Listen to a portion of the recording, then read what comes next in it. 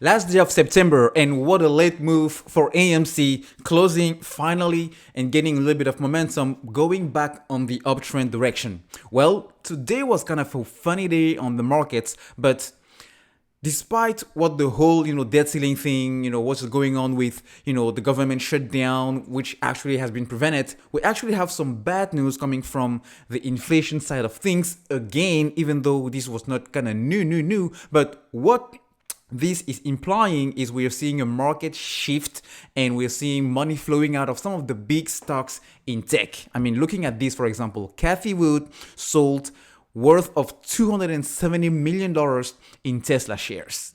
SPAC billionaire Shamat also sold his Tesla stock to fund other projects because he's a meager guy with meager means. This is expression. And finally, you also have Cathie Woods yesterday selling 1.8 million shares worth, of Palantir Technologies. So if you look at all the headlines today, you will see that the S&P 500 closed, this month was one of the worst months for the market since October 2020.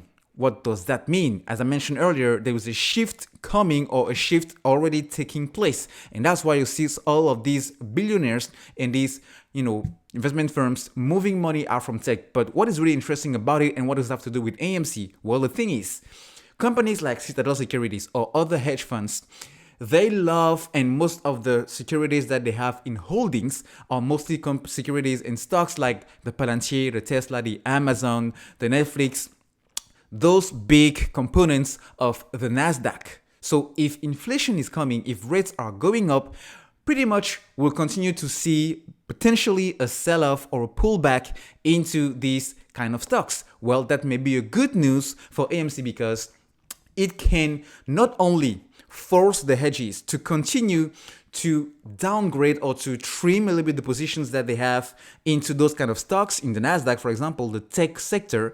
And since they are already bleeding into AMC stock, because even at 38, trust me guys, they are losing ton of money every single day. So this might be a conjunction kind of forcing them to get out of some of these positions because they are overextended. We also know that, Janet Yellen mentioned that yesterday when she was testifying in front of the banking committee. Well, that might be a recipe to force the hedges to actually start covering.